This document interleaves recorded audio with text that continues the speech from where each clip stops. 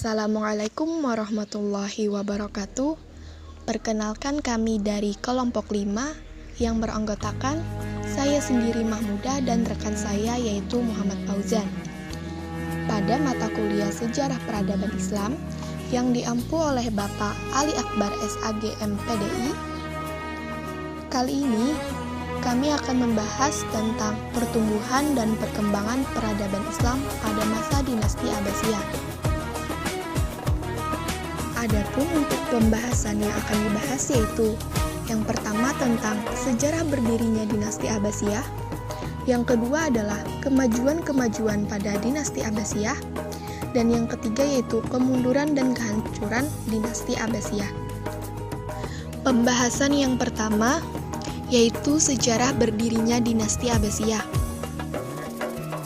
Dinasti Abbasiyah ini didirikan oleh Abdullah As-Saffah bin Muhammad bin Ali bin Abdullah bin Al-Abbas bin Abdul Muthalib. Kekuasaan dinasti Abbasiyah ini berlangsung dalam rentan waktu yang panjang, yaitu dari tahun 132 Hijriah atau 750 Masehi sampai dengan 656 Hijriah atau 1258 Masehi.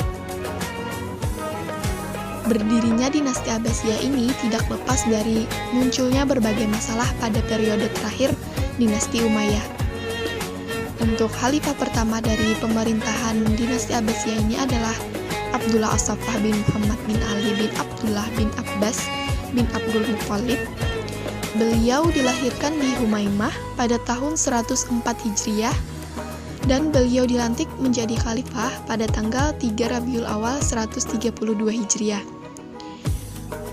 Berdirinya pemerintahan dinasti Abbasiyah ini dianggap sebagai kemenangan pemikiran yang pernah dikumandangkan oleh Bani Hashim atau Alawiyun setelah meninggalnya Rasulullah Shallallahu Alaihi Wasallam, dengan mengatakan bahwa yang berhak untuk berkuasa adalah keturunan Rasulullah Shallallahu Alaihi Wasallam dan anak-anak beliau, yaitu dari Bani Hashim atau dari keturunan Al-Abbas.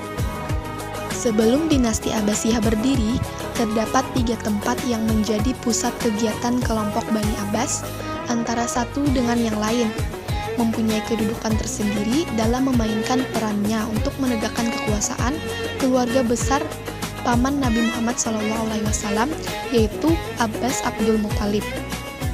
3 tempat itu adalah Humaimah, Kufah, dan Khurasan. Humaimah merupakan kota kecil tempat keluarga Bani Hashim bermukim, baik dari kalangan pendukung Ali maupun pendukung keluarga Abbas. Humaimah terletak berdekatan dengan Damasik. Kufah merupakan kota yang penduduknya menganut aliran Syiah, pendukung Ali bin Abi Thalib. Ia bermusuhan secara terang-terangan dengan golongan Bani Umayyah. Demikian pula Khurasan, yaitu kota yang mendukung Bani Hashim. Di kota Humaimah itu bermukim keluarga Abbasiyah, yaitu salah seorang pemimpinnya bernama Al-Imam Muhammad bin Ali, yang merupakan peletak dasar-dasar bagi berdirinya dinasti Abbasiyah. Ia menyiapkan strategi perjuangan menegakkan kekuasaan atas nama keluarga Rasulullah SAW. Propaganda Abbasiyah dilaksanakan dengan strategi yang cukup matang, yaitu dengan gerakan rahasia. Akan tetapi, Imam Ibrahim, pemimpin Abbasiyah, gerakannya itu diketahui oleh Khalifah Umayyah terakhir, yaitu Marwan bin Muhammad. Ibrahim akhirnya tertangkap oleh pasukan dinasti Umayyah dan dipenjarakan di Haran, sebelum akhirnya dieksekusi. Nah, Imam Ibrahim mewasiatkan kepada adiknya yaitu Abul Abbas As-Saffah untuk menggantikan kedudukannya ketika ia tahu akan terbunuh dan menyuruh untuk pindah ke Kufah. Sedangkan pemimpin propaganda itu dibebankan kepada Abu Salamah. Abul Abbas ini segera pindah dari Humaimah ke Kufah dan diiringi oleh para pembesar Abbasiyah seperti Abu Ja'far, Isa bin Musa, dan Abdullah bin Ali. Sedangkan penguasa Umayyah yang ada di Kufah yaitu Yazid bin Umar bin Hubairah itu ditaklukkan oleh Abbasiyah dan diusir ke Wasit.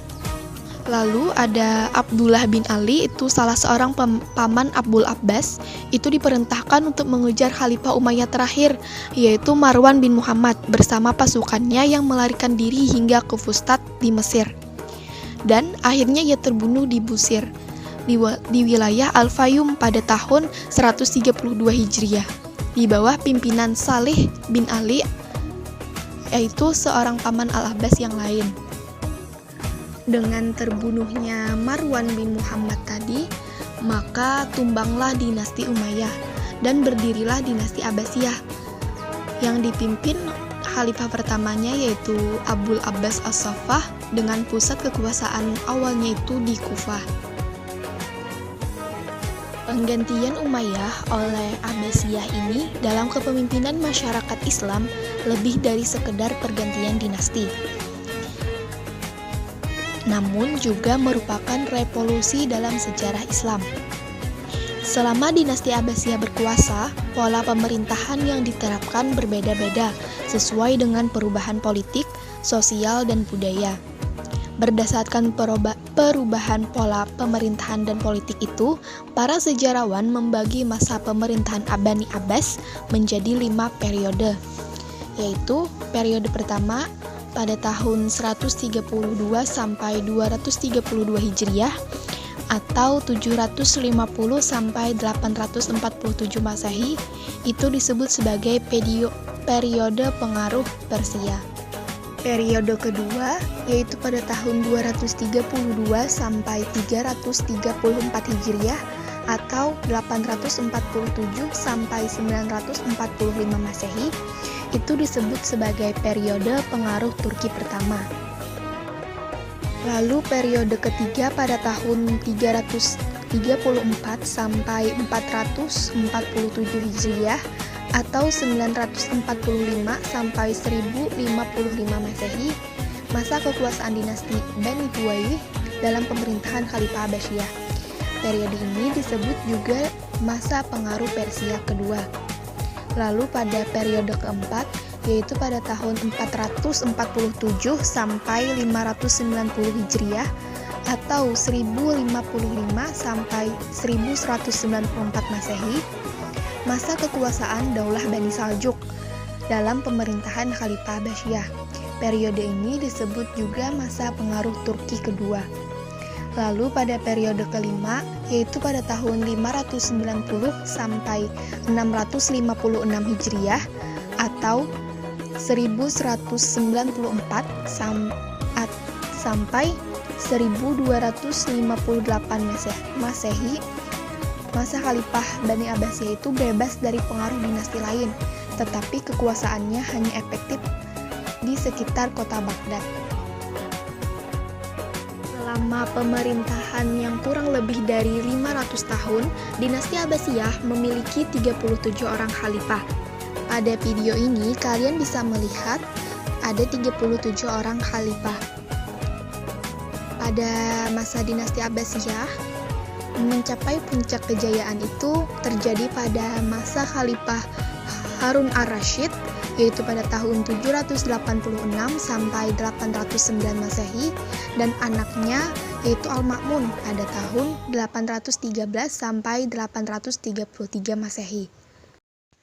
Kemajuan-kemajuan yang dicapai pada masa dinasti Abbasiyah.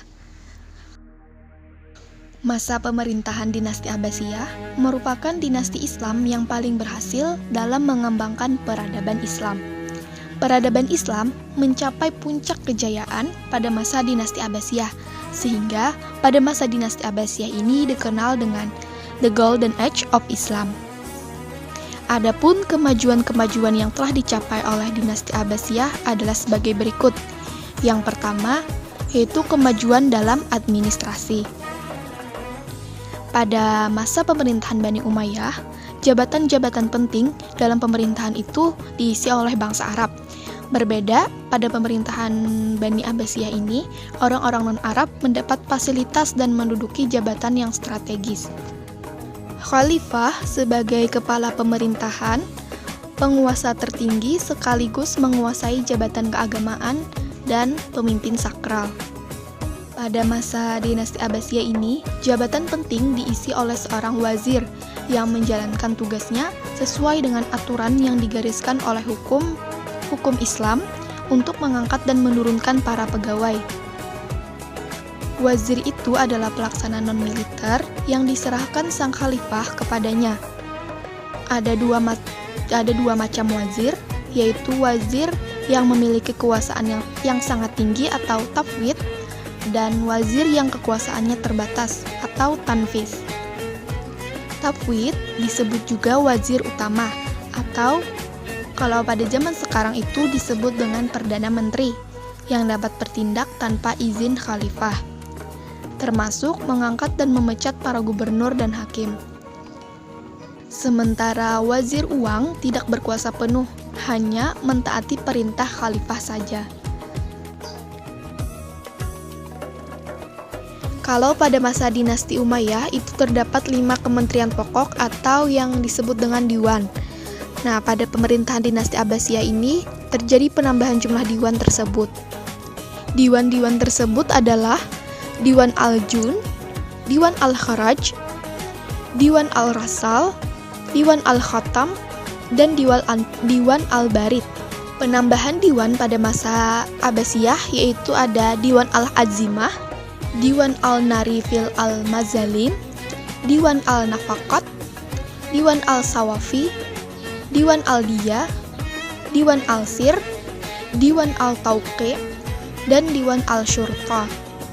Untuk kelancaran administrasi, wilayah kekuasaan Abbasiyah dibagi dalam beberapa wilayah administrasi atau yang disebut dengan provinsi. Nah, masing-masing provinsi ini dikepalai oleh seorang amir yang melaksanakan tugas khalifah dan bertanggung jawab kepadanya. Kemajuan dalam ilmu pengetahuan dan pendidikan. Kepribadian beberapa khalifah, terutama pada masa awal Abbasiyah, seperti Khalifah Al-Mansur, Khalifah Harun Ar-Rasyid, dan Khalifah Al-Ma'mun. Mereka adalah seorang kutu buku dan sangat mencintai ilmu pengetahuan, sehingga berpengaruh dalam kebijaksanaannya yang banyak ditujukan kepada peningkatan ilmu pengetahuan. Selain itu, juga karena permasalahan yang dihadapi oleh umat Islam semakin kompleks dan berkembang. Adapun ilmu yang berkembang pada masa dinasti Abbasiyah itu ada perkembangan ilmu nakli dan ilmu akli. Ilmu nakli adalah ilmu yang bersumber dari Al-Quran dan hadis seperti ilmu tafsir, ilmu hadis, ilmu kalam, ilmu tasawuf, ilmu bahasa, ilmu fikih, serta pembukuan kitab-kitab hukum. Sedangkan ilmu akli itu diantaranya ilmu kedokteran, ilmu filsafat, ilmu matematika, farmasi, ilmu astronomi, geografi, dan sastra. Untuk ilmu nakli seperti ilmu tafsir, ilmu hadis, ilmu fikih, ilmu kalam, ilmu tasawuf itu memunculkan para tokoh yang terkenal.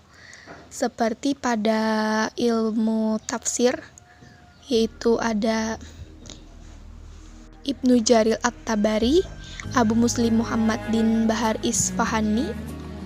Lalu pada ilmu hadis seperti Imam Bukhari, Muslim, At-Tirmizi, Abu Daud, Ibnu Majah, dan An-Nasai. Lalu pada ilmu kalam seperti Imam Abul Hasan Al-Asy'ariyah dan Imam Abu Mansur Al-Maturidi yang merupakan tokoh Asy'ariyah. Lalu pada ilmu fikih yaitu ada para mazhab seperti Imam Abu Hanifah, Imam Malik, Imam Syafi'i, dan Imam Ahmad bin Hambal. Lalu pada ilmu tasawuf seperti Imam Al-Ghazali.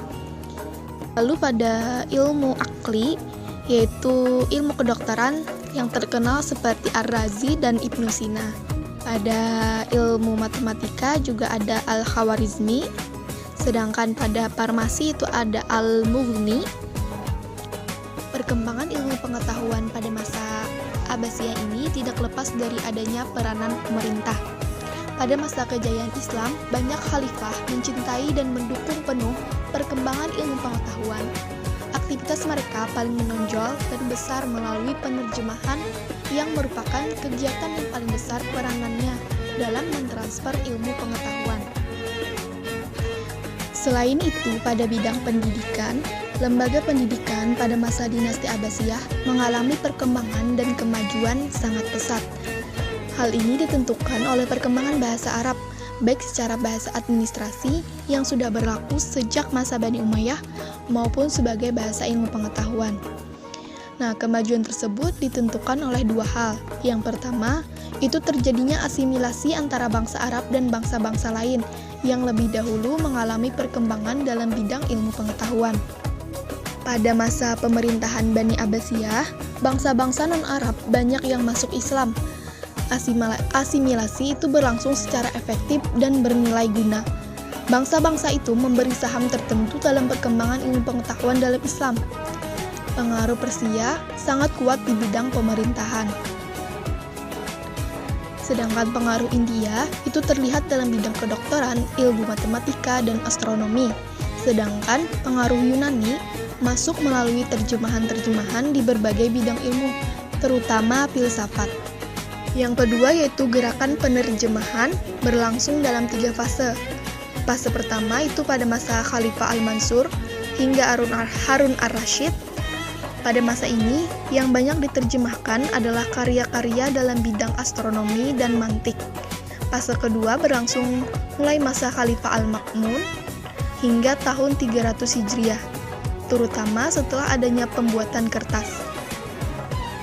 Selanjutnya, bidang-bidang ilmu yang diterjemahkan itu semakin meluas. Dalam dunia Islam, sebelum munculnya lembaga pendidikan formal, masjid dijadikan sebagai pusat pendidikan. Fungsi masjid, selain untuk tempat menunaikan ibadah, juga dijadikan sarana dan fasilitas untuk pendidikan. Di antaranya itu tempat pendidikan anak-anak, tempat pengajian dari ulama-ulama yang merupakan kelompok-kelompok, tempat untuk berdiskusi, dan munazarah dalam berbagai ilmu pengetahuan. Dan juga dilengkapi dengan ruang perpustakaan yang berisikan buku-buku dan berbagai macam ilmu pengetahuan yang cukup banyak. Selain masjid, sebenarnya telah berkembang pula lembaga-lembaga pendidikan Islam, baik yang bersifat formal maupun yang non-formal. Di antara lembaga-lembaga pendidikan Islam yang ada pada masa dinasti Abbasiyah itu ada Kutab, pendidikan rendah di istana, toko-toko kitab, rumah-rumah para ulama, majelis atau salon kesusasteraan, badiah, rumah sakit, perpustakaan, dan madrasah. Kutab sebagai lembaga pendidikan dasar. Kutab itu tempat belajar menulis dan membaca, terutama bagi anak-anak. Yang kedua yaitu pendidikan rendah di istana. Pendidikan rendah di istana itu muncul berdasarkan pemikiran bahwa pendidikan itu harus bersifat menyiapkan anak didik agar mampu melaksanakan tugas-tugas kelak setelah ia dewasa. Atas pemikiran tersebut, Khalifah dan keluarganya serta para pembesar istana lainnya berusaha menyiapkan pendidikan rendah ini agar anak-anaknya sejak kecil sudah diperkenalkan dengan lingkungan dan tugas-tugas yang akan diembannya nanti. Lalu ada tokoh-tokoh kitab. Perkembangan ilmu pengetahuan dan kebudayaan Islam yang semakin pesat diikuti dengan penulisan kitab-kitab dalam berbagai cabang ilmu pengetahuan. Maka berdirilah tokoh-tokoh kitab. Pada bulannya, toko-toko tersebut berfungsi sebagai tempat berjual beli kitab-kitab yang ditulis dalam berbagai ilmu pengetahuan yang berkembang pada masa itu. Mereka membelinya dari para penulisnya, kemudian menjualnya kepada siapa yang berminat untuk mempelajarinya. Lalu ada rumah-rumah para ulama. Rumah-rumah para ulama juga memainkan peranan penting dalam mentransmisikan ilmu agama dan pengetahuan umum. Pelaksanaan kegiatan belajar di rumah pernah terjadi pada awal permulaan Islam. Rasulullah SAW pernah menggunakan rumah Al-Arqam bin Abi Al-Arqam sebagai tempat belajar dan mengajar tentang dasar-dasar agama. Pada masa Abbasiyah, di antara rumah-rumah para ulama yang digunakan sebagai lembaga pendidikan, yaitu rumah Al-Rais Ibnu Sina, itu sering digunakan untuk kegiatan ilmiah. Sebagian ada yang membaca kitab Al-Syifa, sebagian lagi membaca kitab Al-Qarun. Lalu ada majlis. Majlis adalah suatu majlis khusus yang diadakan oleh khalifah untuk membahas berbagai ilmu pengetahuan. Pada masa Abbasiyah ini, khususnya pada masa Khalifah Harun ar-Rasyid, majlis sastra ini mengalami kemajuan yang sangat luar biasa. Lalu ada Badiyah. Badiyah adalah dusun-dusun tempat tinggal orang-orang Arab yang tetap mempertahankan keaslian dan kemurnian bahasa Arab. Bahkan sangat memperhatikan kefasihan berbahasa dengan memelihara kaidah-kaidah bahasanya. Banyak para ulama serta ahli ilmu pengetahuan lainnya yang pergi ke Baidah ini dengan tujuan untuk mempelajari bahasa dan kesusastraan Arab yang asli dan murni. Badiyah-badiyah tersebut menjadi sumber ilmu pengetahuan, terutama bahasa dan sastra Arab, yang berfungsi sebagai lembaga pendidikan Islam. Lalu ada rumah sakit. Untuk mewujudkan kesejahteraan para khalifah dan pembesar-pembesar negara pada masa ini, banyak mendirikan rumah sakit.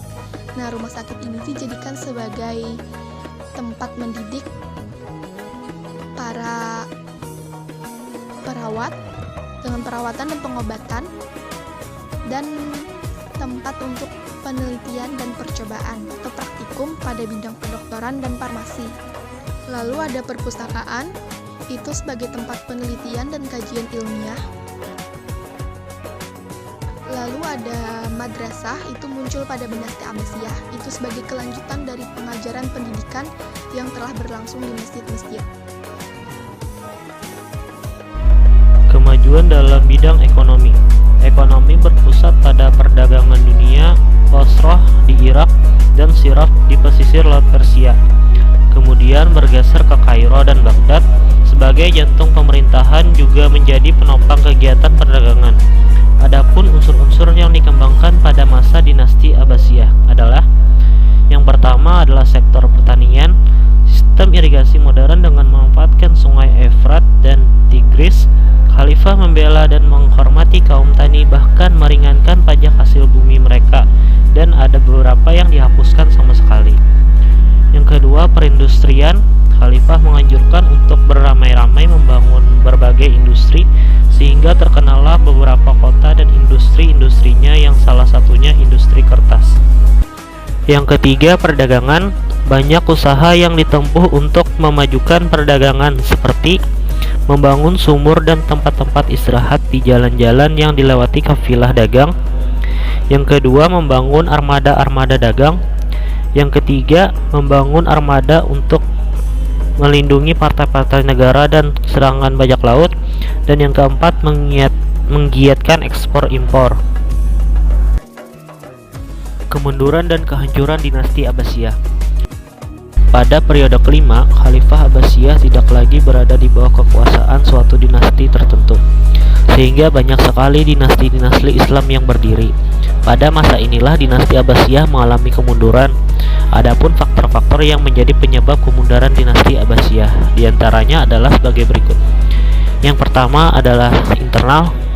Wilayah kekuasaan Abbasiyah yang hampir sama luasnya dengan wilayah kekuasaan dinasti Mongol tidak mudah dikendalikan oleh para khalifah yang lemah.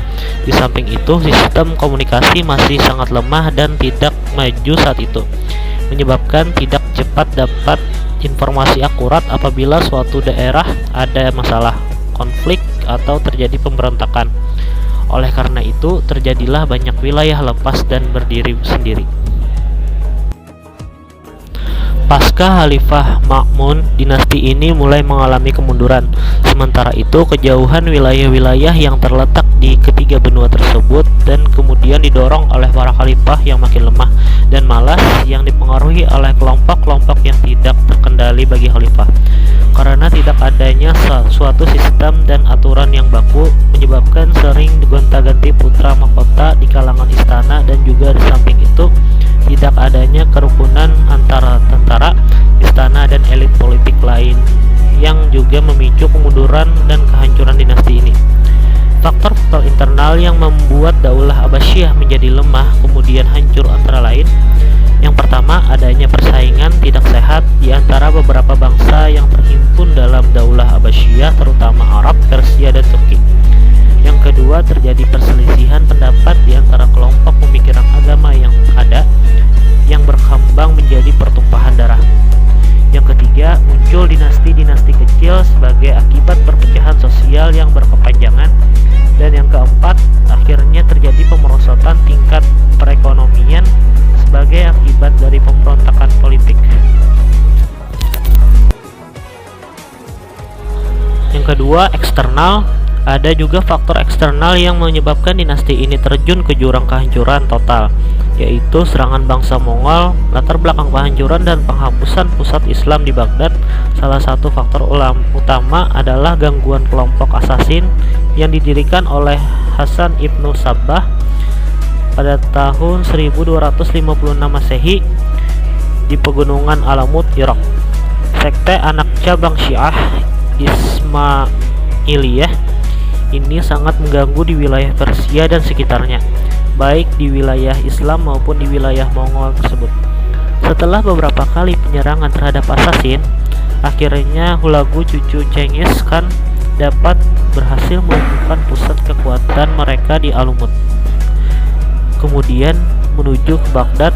Setelah membasmi mereka di Alamut, tentara Mongol mengepung kota Baghdad selama 2 bulan. Setelah perundingan damai gagal, akhirnya Khalifah menyerah namun tetap dibunuh oleh Hulagu. Pembantaian massal itu menelan korban sebanyak 800.000 orang. Selanjutnya, Abu Su'ud memukakan bahwa faktor eksternal yang menyebabkan hancurnya dinasti Abbasiyah adalah: yang pertama, berlangsung perang salib yang berkepanjangan, dan yang kedua, sebuah pasukan Mongol dan Tartar yang dipimpin oleh Hulagu Khan yang berhasil menjarah semua pusat-pusat kekuasaan maupun pusat ilmu, yaitu perpustakaan di Baghdad. Sekian dari kami. Itulah materi yang dapat kami sampaikan pada kesempatan ini. Jika ada kesalahan dalam penyebutan, pengetikan, dan kekurangan materi, mohon dimaafkan. Saya akhiri, wabillahi taufiq wal hidayah. Wassalamualaikum warahmatullahi wabarakatuh. Terima kasih semuanya yang sudah menonton. Jangan lupa like, comment, and subscribe-nya ya. Terima kasih.